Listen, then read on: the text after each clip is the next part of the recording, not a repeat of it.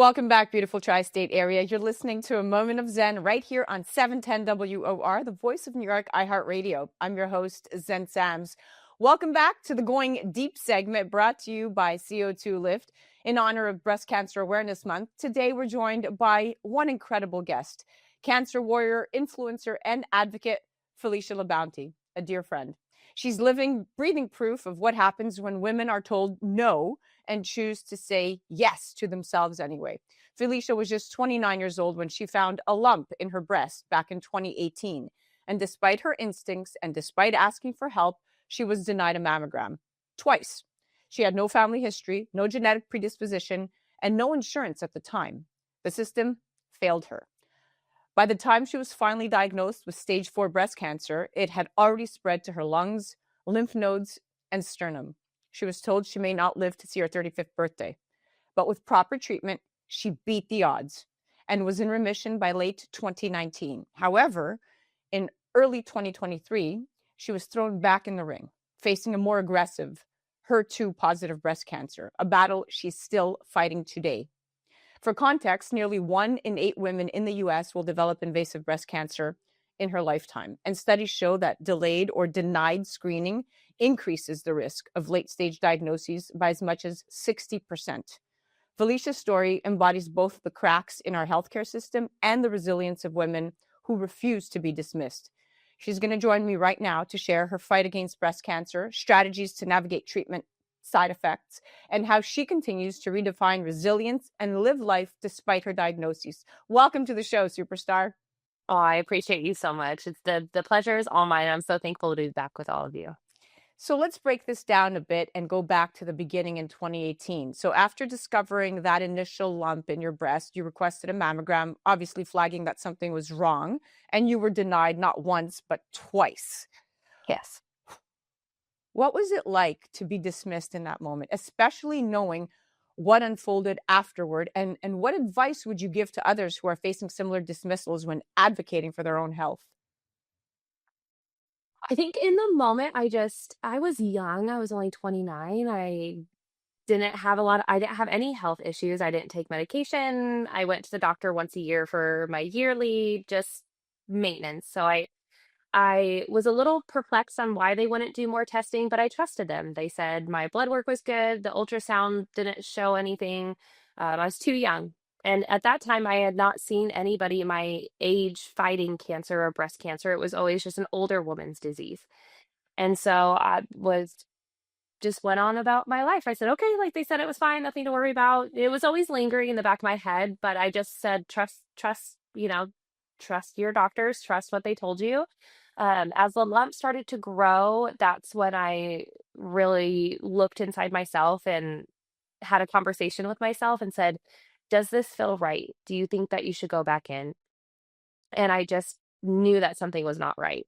So I went back in and I was right. I should have listened to my gut much earlier, but I was just trying to reassure myself that nothing was wrong. I think I was scared to face the truth. And for others that are in similar situations, if you truly feel like something is not right, that your gut is screaming at you, listen. Don't feel like you're a burden. Go find a different doctor, someone that you'll connect with better, someone that will listen to you. I would have rather wasted money on a test for it to be negative than to be in the situation that I'm in now. Wow.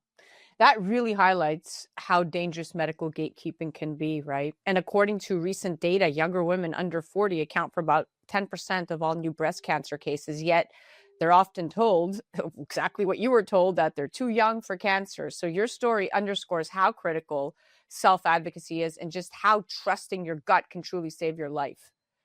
Now, after years of remission, you are battling a new diagnosis, an aggressive HER2 positive breast cancer, and you've since endured a double mastectomy, reconstruction, sepsis, 12 more rounds of chemo, 24 rounds of immunotherapy, and several other treatments that unfortunately just didn't work. But now I know you found a treatment regimen that appears to be making great progress against your cancer, and you're hopeful, and so is everyone else. We're all rooting for you right now, Philecia. You have Thank no you. idea how many people are in your corner. And again, this is so much to unpack, but Philecia, how has the second diagnosis and chapter reshaped your understanding of resilience? And with so much seemingly stacked against you, how do you continue to find that hope? Um, when I was re-diagnosed, I went into it thinking, "Oh, I've already done it before. Like, it's definitely not worse. You had it in both your lungs. You're sternum. I was filled with cancer. Like, this can't be anything." And I was dead wrong. The second battle it has definitely been much harder. It has truly shown the type of strength that I have so deep inside of me, and to dig deep within my whys, my resilience, to find parts of myself that I didn't know I had. Because there comes a point when, and personally in my fight, and I think I've connected with a lot of long-term cancer fighters, is it, the monotony of the treatments starts to become too much, and you have to find other reasons than yourself to fight.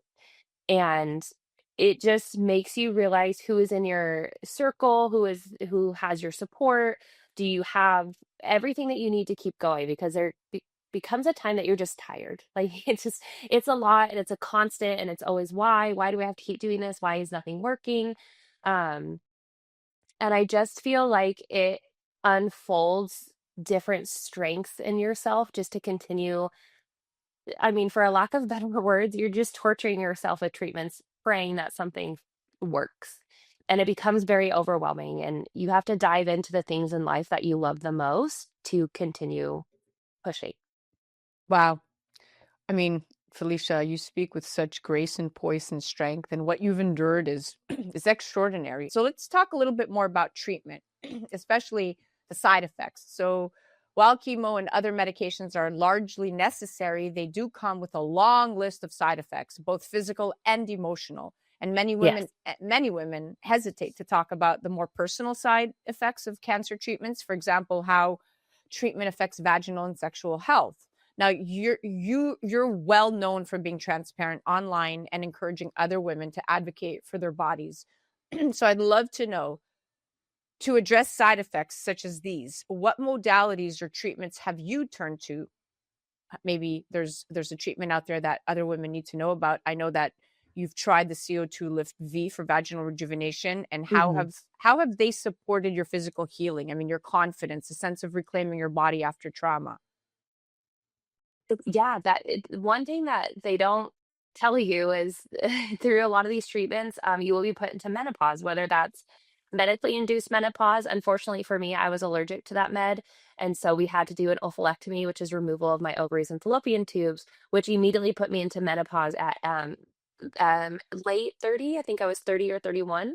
Um, and when you're that young going through cancer treatments, their job is just to keep you alive. And so a lot of the side effects are up to you to find and research and look for alternatives, talk to people. And I think the issue is that when you're not open with your side effects and what's happening, you can't find those resources. And thankfully, I'm a big mouth. I talk about everything, and there's not a whole lot I don't discuss online.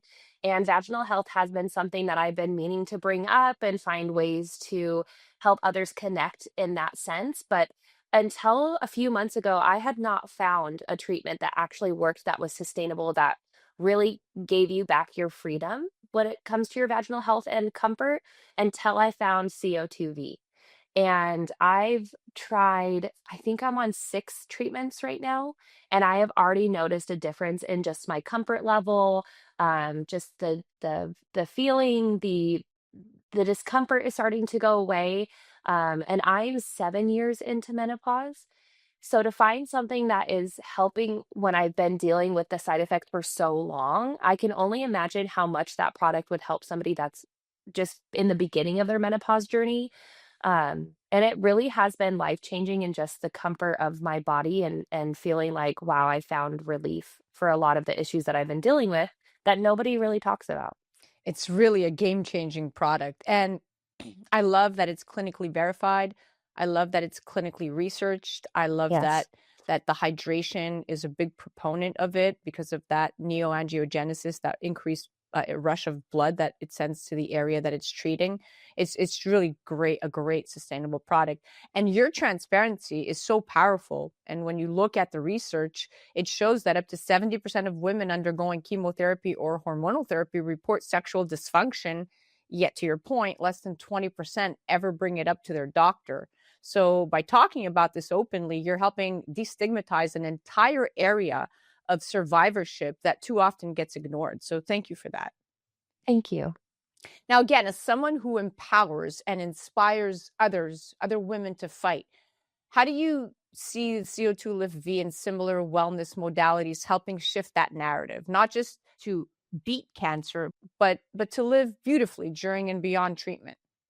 I think just knowing that there's a company that has that in mind, that is so passionate about helping with those issues that are so intimate that a lot of people don't want to talk about, it just is another tool in your tool belt to help you feel as normal as possible when every other normal activity feels impossible.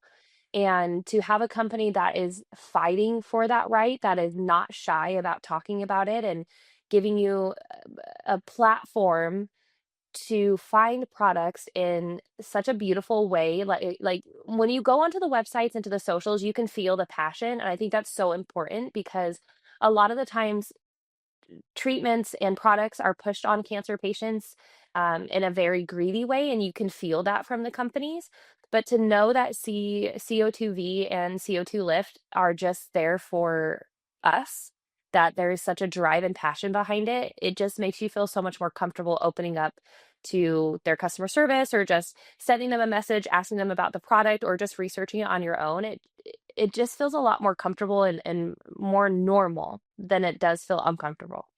I love how you frame it because it's not just surviving, but thriving. Now, I think many doctors and even patients themselves become so focused on beating cancer that other aspects of life and the body are pushed aside, such as, like we talked about, vaginal health.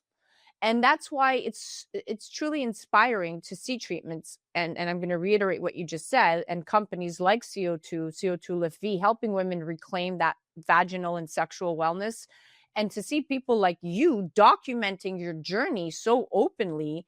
And I love, like you said, your transparency. You're just an open book, whether it's a message of hope one day or a raw honest cry the next. You really are very transparent. And even while battling breast cancer, you've shown that you are so much more than a diagnosis, which is often overlooked. And I know I know you right now have made it your mission. When we spoke at the last the glam room, you said, I want to live as normal as possible, even with cancer. And I remember you saying that to me. So what does normal life look like for you right now? And what do you hope people take away from your journey and the way you lead your life? I think normal life is a little hard right now for me because I still am in such active treatment. But I think it's just about making every other aspect of my life just as important as my cancer care, skincare, vaginal care, sexual health, social life. Um, I think concentrating on those parts of my life just as much as I am about my cancer, it just it gives you more. It feels more like, oh, it's just a chronic illness that I go to the doctor for and, I deal with some stuff. But then look at all the other things that I do. And I feel like I've made that very high on my priority list throughout my journey is to keep life and normal. Um, yeah, I it just it's hard because cancer consumes you so deeply. But I know that waking up every day and being excited for normal things and creating friendship groups and support systems and finding companies like CO2V and CO2 Lift just adds to your list of reasons why. Because life feels so much better. When you let cancer consume every aspect of your life and that's all that it is very daunting. And it does become more of a depression than a fight. And so I've chose to concentrate on the good, be an advocate, and find companies and platforms like you just to help bring more quality of life. You are amazing. It's so inspiring because when we think of survivorship, it's not just about extending years, it's about filling those years with meaning and joy. And the fact that you continue to model what a normal life with cancer looks like is giving thousands of women permission to embrace their whole selves and diagnoses and all. So you are paving the way. You've gone where there is no path, Philecia, and you're leaving a great big trail. You should be very proud of Thank you. yourself. And we are Thank at the end. Thank you so much for joining me again. You are incredible and so inspiring. Thank you so much for another amazing platform to help spread awareness. I could not do this without people like you. So thank you.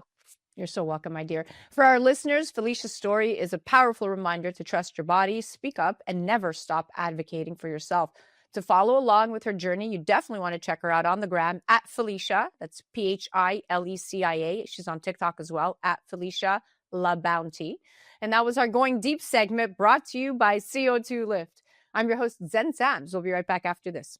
New York, are you ready to carboxify the city? Meet CO2 Lift, the breakthrough topical carboxy therapy trusted worldwide by surgeons, estheticians, and skin enthusiasts alike. This isn't just another mask. It's an oxygenating treatment that hydrates deeply, stimulates collagen, and helps skin recover and glow like never before. And now, for the very first time, we're bringing it straight to you. The CO2 Lift pop-up store is opening later this month in New York City. Step inside, discover the science, and see why professionals everywhere rely on CO2 Lift to elevate skin health. You'll get education, demos, and a chance to experience the treatment that's creating a whole new category in skincare. So whether you're in the industry or just love taking your glow seriously, this is your invitation. Join us at the CO2 Lift pop-up store and help us carboxify the city together. The countdown to glow starts now. Follow CO2 Lift on Instagram at CO2 Lift to learn more.